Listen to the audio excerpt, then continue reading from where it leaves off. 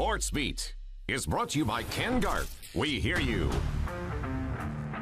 SportsBeat is live. Another entertaining Sunday in the NFL. We can't wait to dig into it. JJ and Sam with you for the next 45 minutes. Yeah, we've also got the Lakers. They're waiting for their finals opponent, I should say. We've got the Heat and the Celtics. Who would punch the ticket? How are the Utes and Aggies responding to the return to play, and what Coach Satake thinks of his Cougars after Saturday night's big win? My goodness, just a free run. Kairos Tonga going deep down the middle. Open receiver. Caught for the touchdown. That's good for another Cougar. First down. Wilson sprinting left, throws end zone, and it's caught. Touchdown. The last time the BYU Cougars scored 48 or more points in back-to-back games was at the end of the 2015 season against Fresno State and Utah State. They've outscored their opponents this season 103-10 so far. Their reward? The Cougars dropped 4 spots in the national rankings. Yeah, BYU down from number 18 in the AP poll to number 22. The drop has a lot to do with the announcements that the Big Ten and Pac-12 made that they'll be returning to play later this fall. 4 teams that have yet to play games were voted into the rankings ahead of BYU. Ohio State is 6th, Penn State 10th, Oregon 14th, and Wisconsin 19th. BYU actually moved up 1 spot in the coaches' poll from 23 to 22.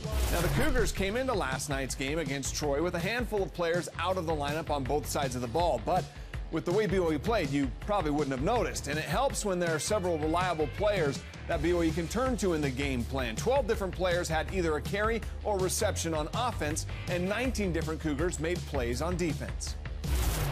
We have a lot of guys that have played a lot of minutes on the field that are giving us really quality depth, you know. So I think that's the key. We've been in this situation where injuries have forced us to play a lot of different guys, maybe without them having a lot of experience. But now we have depth where there's a lot of experience and guys can get on the field, and it's not like you know, we're not missing that. It's not a huge drop off from 1 to 2 right now. Now to the NBA Game 6 of the Eastern Conference Finals.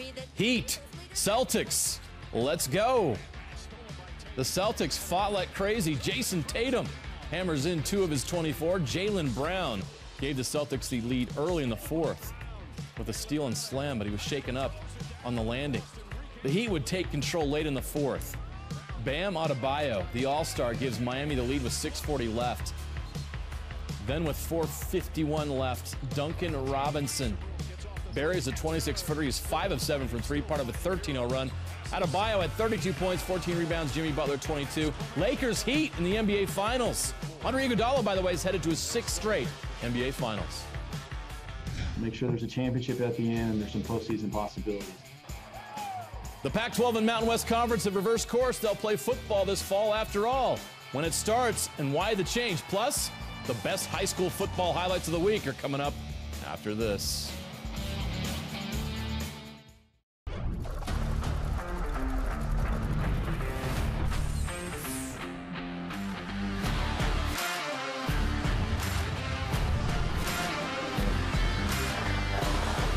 SportsBeat is brought to you by Ken Garth. We hear you.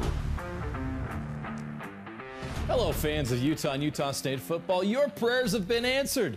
The Utes and Aggies will have a season after all. Yeah, as quickly as the Pac-12 and Mountain West conferences followed the Big Ten to spring football, the 2 conferences have followed right back, deciding to join the rest of college football and playing a season this fall. Now, the Pac-12 made the announcement on Thursday that they will return to play on November 6th, the first weekend of a 7-game conference-only schedule, leading up to a conference championship on December 18th. Utah Athletic Director Mark Harlan told us that all of their questions and concerns about returning to play were answered in Thursday's meeting. 3 key things, right? Provide the best health and safety environment that you can. 2, please keep an eye on our eligibility. We don't want to go into this and lose a year. So that got solved. This is a free year.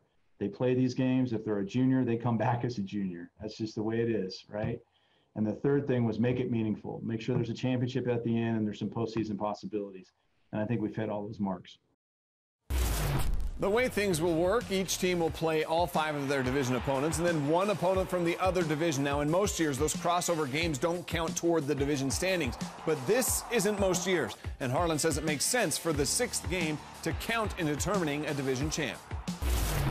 the idea of us playing a crossover game and it not counting, and then the following week, let's say we play a South Division opponent that we can't play because of the virus, then all of a sudden we have 2 non-countable games, and it just, you had to look at it from that practical standpoint.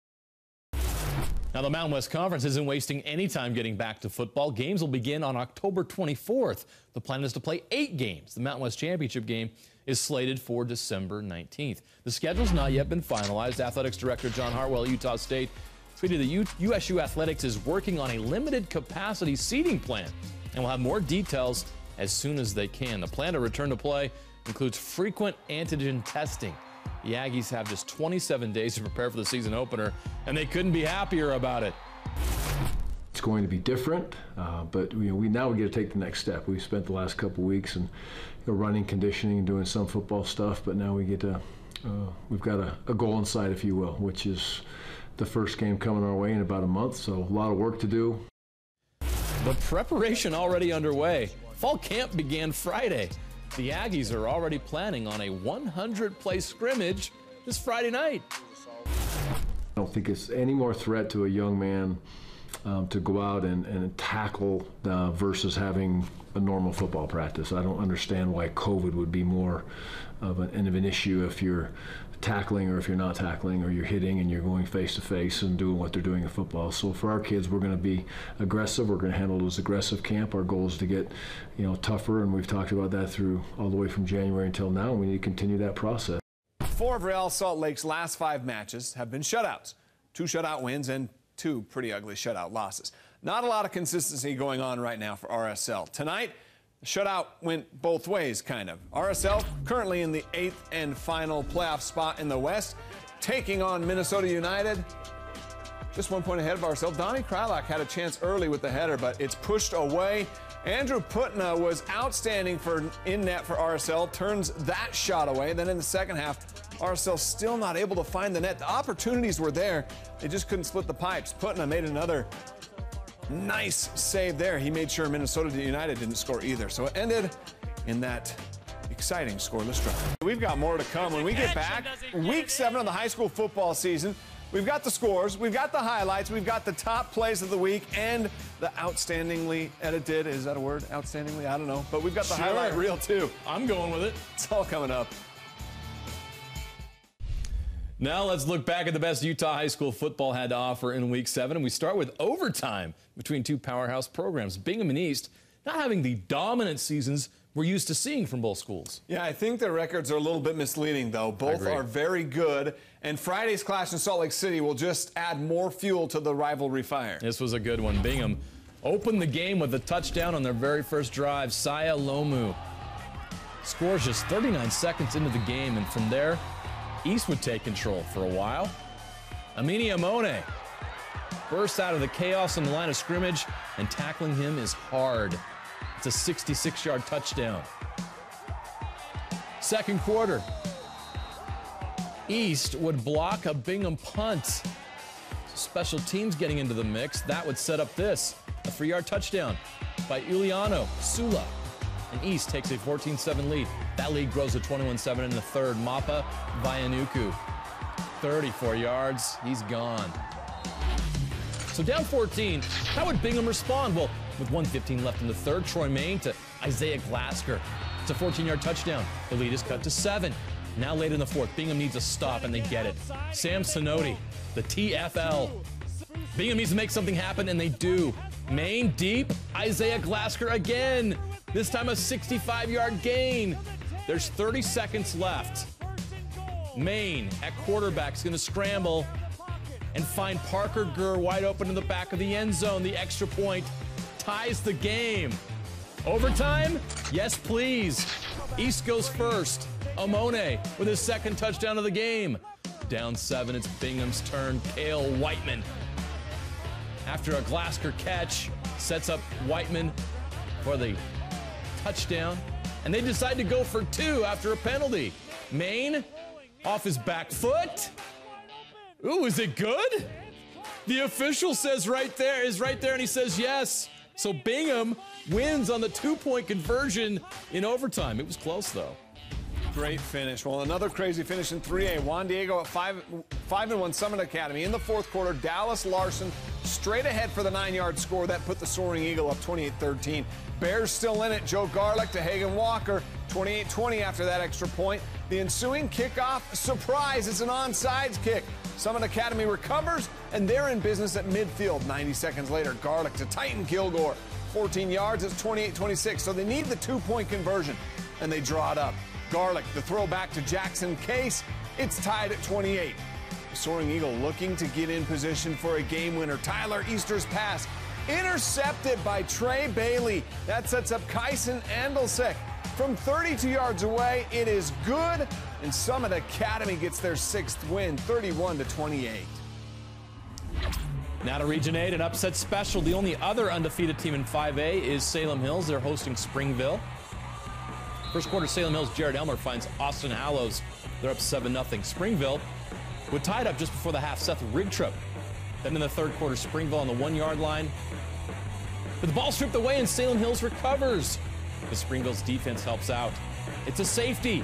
And the Red Devils lead 9-7. Fourth quarter, 4th down, and Springville looking to add to their lead. The reverse. And Rigtrup finds the end zone, 16-7. 4 minutes left, 4th down, and Elmer finds Reed Johnson for the big completion. This sets up an Elmer to Johnson touchdown to cut the lead to 3. Salem goes for the onside kick, but they do not recover. Springville holds on for the 16-13 win. All right, let's keep it in Region 8. Maple Mountain hosting Spanish Fork. Final play of the first half. Caden Olson on the kick return for the Dons. Right up the middle, 97 yards. Spanish Fork had a 27-17 lead at the half. Maple Mountain trailed 37-29 with 6 minutes to go. Tyler Nelson runs one in from 17 yards away. After the 2-pointer, it's tied up. Then 2 minutes later, Thomas Waite for the lead, bowls his way over the defender. Maple Mountain wins by 7. Non-region action, Riverton and Olympus. This game scheduled on short notice after COVID cancellations for both teams. Olympus finding the end zone early, the reverse, and Max Wilkinson finds Tommy Hogan, the quarterback. 7-0 Titans. Riverton answers Jackson Howard to Hayden Turville. 40 yards later, we're all tied up. Third quarter, Olympus down 7, and the defense steps up. Jackson Benny going the other way. We're tied up again. 1:37 left. Riverton's going to line up for the go-ahead field goal, and Wyatt Miller just ekes it over the crossbar. Too close for comfort. Silver Wolves get the win, 24-21. Well, through the first 6 games of the season, the Lone Peak Knights allowed just 5 points per game. But Thursday night's opponent is a different story. Corner Canyon has won 33 straight games. They're nationally ranked 14th by Max Preps, and they like to score a lot of points. The Region 4 lead on the line between those two teams. Early on, the LP defense was doing its job, while the offense was putting points on the board. The 3 Lukes, Luke Romney to Luke Tucker, down to the 1, sets up Luke Durfee for the touchdown run, 7-0 Knights. Now, for that defense, John Henry Daly with the sack. LP would build a 13-0 lead. We know the Chargers have an explosive offense, though. Jackson Dart to Cody Hagan. That is an 80-yard touchdown. They are in business. More from Henry Daly, though. Another sack. But Dart is not deterred. Throws a 52-yard touchdown to Hagan for the 14-13 lead at the half.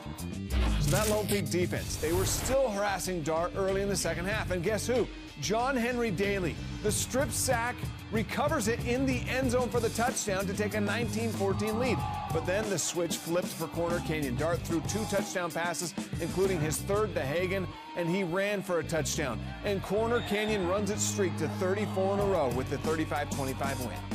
So Lone Peak got their shot at the champs and came up short. Now we're left to wonder if Sky Ridge can challenge Corner Canyon for 6A supremacy. The Falcons are just crushing teams. Their latest victim, number 5, Pleasant Grove on Friday night. Sky Ridge was already up 7-0. The sophomore quarterback McKay Hillstead is going deep. And James Palmer's got it, and James Palmer is fast. It's 14-0 Sky Ridge. That Sky Ridge defense can score too. Sophomore Smith Snowden. He did a great job on Darius Clemens all night. Pick 6, Snowden with 2 interceptions. What's up with these sophomores? Hillstead and Palmer hook up again for a touchdown late in the first half. This top 5 matchup was only that on paper. Sky Ridge dominates. Now they prepare to face Lone Peak in Week 8. McKay Hillstead gives credit to his offensive line like a smart quarterback should after the game. Well, American Fork was looking to bounce back after last week's loss to Skyridge. Took them a while to get going. Westlake's Braden Ross finds Thomas Davis, and it's 7-0 Thunder. Tied at 7, second quarter. Maddox Madsen, we know he can throw, but look at that. He can run too. 14-7, Cavemen lead. Just before the half, up 21-7. Westlake scores to cut into that. Ross to Davis again. It's 21-13. Third quarter, Madsen finds Cash Abo. 15-point Cavemen lead. Then a defensive score. Fisher Ingersoll, 66 yards for the pick six. He had 2 in the win. A blowout for American Fork, 52-13. Region 2, 7th-ranked Kearns and Hunter. Kearns impressing early. Josefa Toyaveo finds Keyshawn Dudley for the 36-yard score. Later in the quarter, that same connection again, 28 yards, it's 14-0. Third quarter, Hunter down 21-7. Make it 21-14 after the Josh Harding to Zandre Hill touchdown pass. But Kearns would find the end zone again. Naki Leha, 42 yards. Kearns remains unbeaten. 15th ranked Wasatch and Provo. No fans in the stands for this one. Didn't make a difference for Wasatch. Siliakana ties it up 20-20 in the third. Then in the fourth, he's going to put the game away. Finds the end zone. Wasatch getting the 10-point win. Spoils Provo's homecoming. Davis on the road against Syracuse. Big plays with a difference in this one. Chance Trujillo to David Spute. 67 yards for the score. And as we know, Spute is a big play machine. He one-ups his last score, this time for 87 yards. Trujillo airing it out again in the second. This one for Jake Maw, 45 yards for the score. Davis rolls 42-6. Bear Rivers lost its last 2 by a touchdown or less Friday night. Another tight contest against Green Canyon. Chance Udy gives Bear River the 26-20 lead. With 9 seconds left, London throws his 4th touchdown pass to tie the game up. The extra point for the win is blocked. But a flag was thrown, so Green Canyon gets a second chance. This time it is good, and that's the difference. Bear River loses by 1, 27-26. Now Dixie and Snow Canyon both 3-0 in Region 9 play. Fourth quarter, Dixie down 35-27. Barbin to Joshua Barney, and the 2-point conversion can tie it up, but the pass is broken up at the goal line. Snow Canyon holds on for the exciting 35-33 win. The matchup of the night in Class 4A was between 5-1 Mountain View and 4-2 Park City, both undefeated in Region 10. First possession, Chase Byer to Tron Grizel. Nice catch down to the 5. Park City would score in the next play. 12-0 Mountain View looking for a score. Jackson McCarty to Connor Kendrick. It's a 40-yard touchdown. Chase Byer then to Carson Tabarachi. His second touchdown of the night, and Park City wins this one big, 60-30. Well, here we go. Juan Diego, or Juab against North St. Pete. North St. Pete's been pretty dominant. Going against the Hawks Friday night, Trey Lund running all over the Hawks. Second touchdown put him up 14-0. Then Lund gets loose, stiff arm. He's going to get all the way down inside the 5 here. Bodie Blackett would finish this off from there. 6 rushing touchdowns for the Wasps in this one. They win 42-21. All right, it's time now for the best of the week that was in high school football in Utah. It's the Week 7 edition of the perfectly edited Game Night Live highlight reel.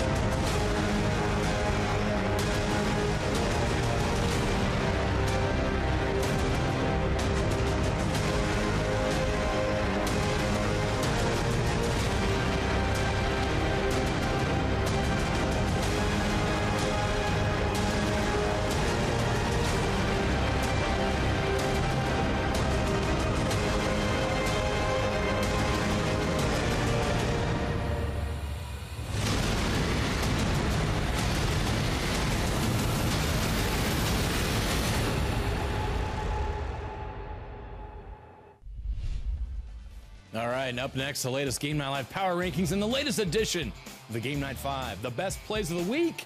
Where did your favorite play land on the countdown? You'll find out.